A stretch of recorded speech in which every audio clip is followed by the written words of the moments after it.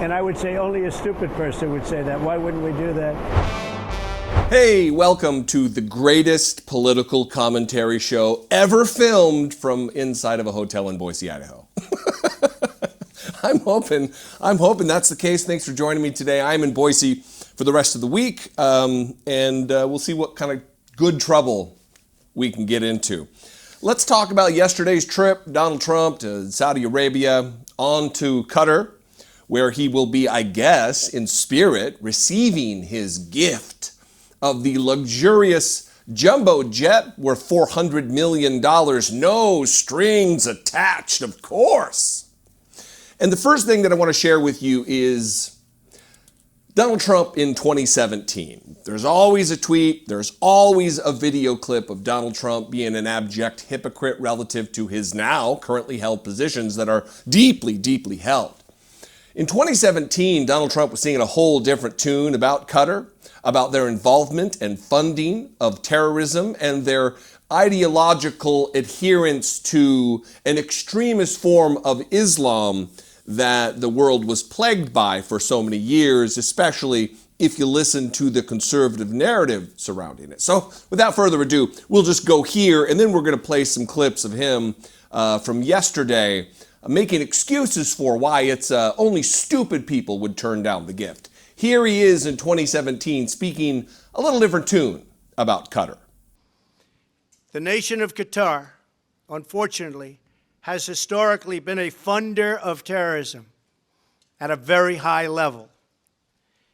And in the wake of that conference, nations came together and spoke to me about confronting Qatar over its behavior.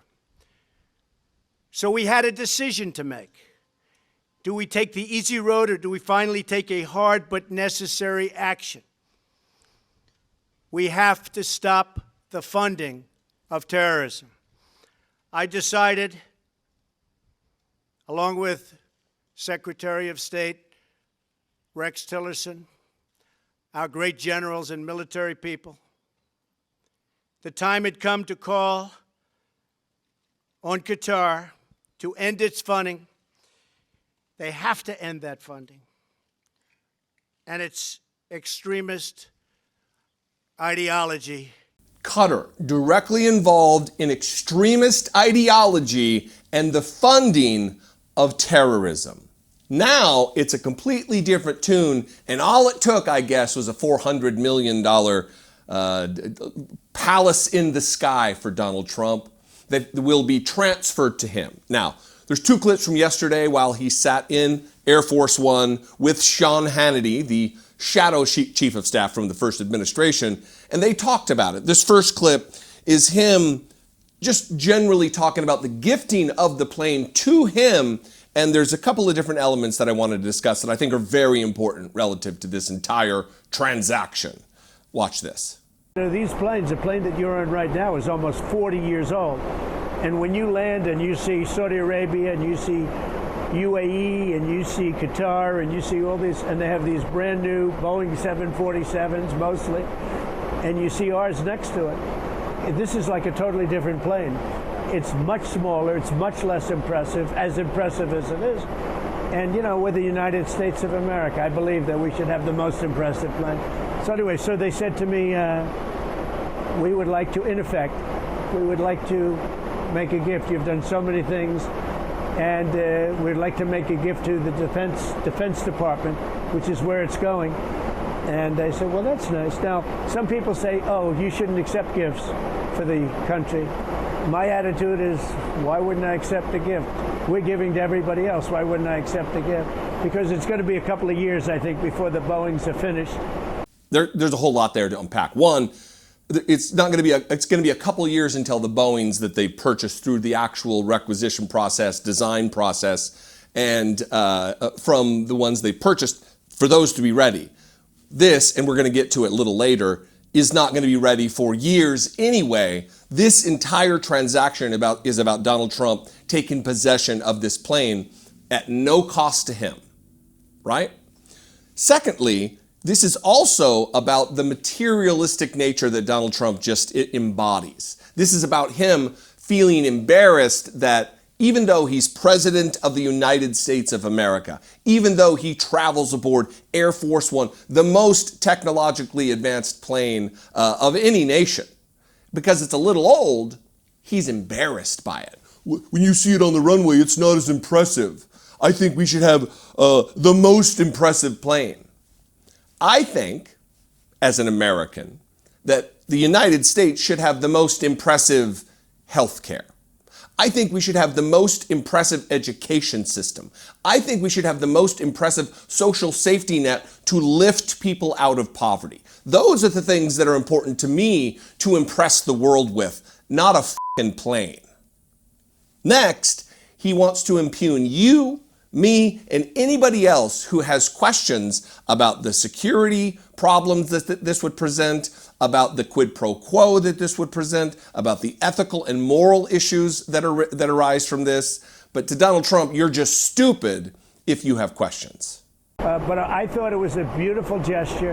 Now, there are those that say we shouldn't be accepting gifts to the Defense Department. And I would say only a stupid person would say that. Why wouldn't we do that? And so it helps us out because we'll have a relatively new plane instead of having 40-year-old planes. These planes are 40 years old, and that's not representative of our country. They're not offering the plane for free for nothing.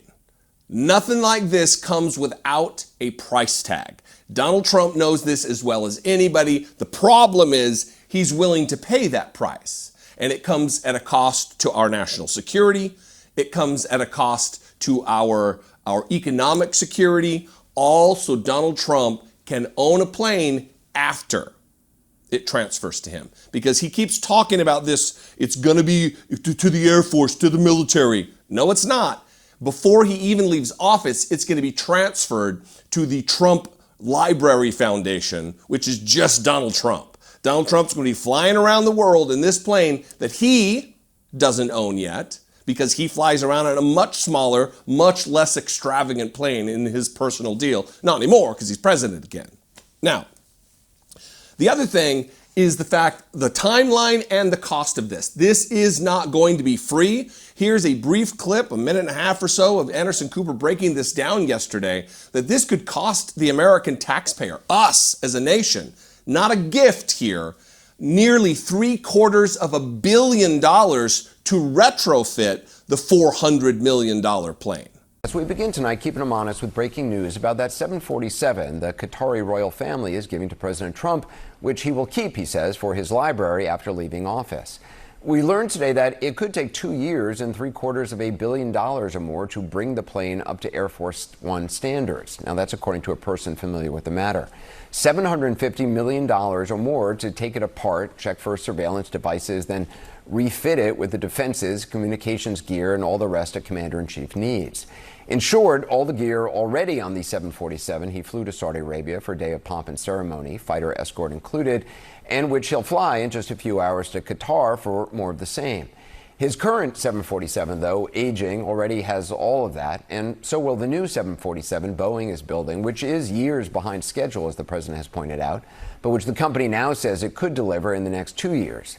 In other words, about the same delivery time as the one the president says he'd be stupid not to take. So the timeline doesn't make sense. The amount of money doesn't make sense. This is for the ego to feed and fuel the salve, the balm that he has to apply to his weakness and his insecurity. This puts us at risk. It's just a nightmare. And you've got all the Republicans silent about it. There's a few in MAGA world who are influencers or whatever who have talked about it. But elected officials, the actual people in power, they're here for it. They're ready to bend the knee, kiss the ring of Donald Trump, the dear leader, and let him have whatever he wants because it's a gift. Yeah. Anyway, I'd love to know what you think about this. Let's participate in this conversation together. You can comment below. You can also call the voicemail line 714-576-4054. And of course, as always, you can email me daily at dollemore.com. I appreciate you very much. I will see you next time. If you follow me on social media, I will likely be there. I am at Dollemore, and I will see you next time. Be genuine. Take care of one another.